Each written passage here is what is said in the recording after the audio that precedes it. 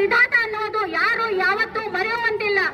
ಅಂಬೇಡ್ಕರ್ ಎಂದರೆ ಜ್ಞಾನ, ಅಂಬೇಡ್ಕರ್ ಎಂದರೆ ಶಕ್ತಿ, ಅಂಬೇಡ್ಕರ್ ಎಂದರೆ ಸ್ವಾತಂತ್ರ್ಯ, ಅಂಬೇಡ್ಕರ್ ಎಂದರೆ ಸಮಾನತೆ, ಅಂಬೇಡ್ಕರ್ ಎಂದರೆ ಭಾತೃತ್ವ, ಅಂಬೇಡ್ಕರ್ ಎಂದರೆ ಸಂವಿಧಾನ, ಸಂವಿಧಾನ ಅಂದ್ರೆ ಅಂಬೇಡ್ಕರ್, ಅಂಬೇಡ್ಕರ್ ಅಂದ್ರೆ ಭಾರತ, ಭಾರತ ಅಂದ್ರೆ ಅಂಬೇಡ್ಕರ್ ಅಂತ ಒಂದು ವಿಶ್ವಮಾನ್ಯತೆ ಹೊಂದಿರುವ ಭಾರತದ ಅಭಿವೃದ್ಧಿಯ ಶಿಲ್ಪಿಯನ್ನು ಇವತ್ತು ಗೃಹ ಮಂತ್ರಿಗಳು ಅವಮಾನಿಸ್ತಾರೆ ಅಂದ್ರೆ ಅದು ದೇಶದ್ರೋಹ, ಅದು ರಾಷ್ಟ್ರದ್ರೋಹ.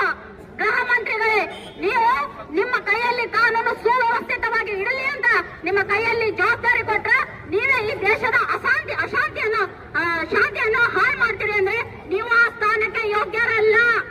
ನೀವು ರಾಜೀನಾಮೆ ನೀಡಬೇಕು. ನೀವು ಆಡಿರುವ ಮಾತುಗಳು ಈ ದೇಶದ ಯಾರು ಕೂಡ ಸಹಿಸಿಕೊಳ್ಳಕ ಸಾಧ್ಯನೇ ಇಲ್ಲ. ಗೃಹ ಮಂತ್ರಿಗಳೇ, ನೀವೇನು ಸ್ವರ್ಗದ ಮಾತಾಡ್ತೀರಾ? ನೀವು ಏನೋ ಮನುಸ್ಮೃತಿಯನ್ನು ತಲೆಯಲ್ಲಿ ಇಟ್ಕೊಂಡು ಯಾವ ಸ್ವರ್ಗದ ಮಾತಾಡ್ತಿದಾರೋ ಆ ಸ್ವರ್ಗ, ಆ ದೇವರುಗಳು ನಮ್ಮ ಬಗ್ಗೆ, ಈ ದೇಶದ 90% ಜನರ ಬಗ್ಗೆ ನರಕ ಬರೆದಿದ್ರು. ಯಾವಾಗ ಬಾಬಾ ಸಾಹೇಬ್ರು ಆ ಮನುಸ್ಮೃತಿಯನ್ನು ಸುಟ್ಟಿ ಸಂವಿಧಾನ ತಂದ್ರು, ಅವತ್ತೇ ನಮ್ಮ ಹೆಣ್ಣು ಮಕ್ಕಳಿಗೂ ಈ 90% ಜನರಿಗೂ ಸ್ವಾತಂತ್ರ್ಯ ಸಿಕ್ಕಿದ್ದು, ಸ್ವರ್ಗ ಸಿಕ್ಕಿದ್ದು.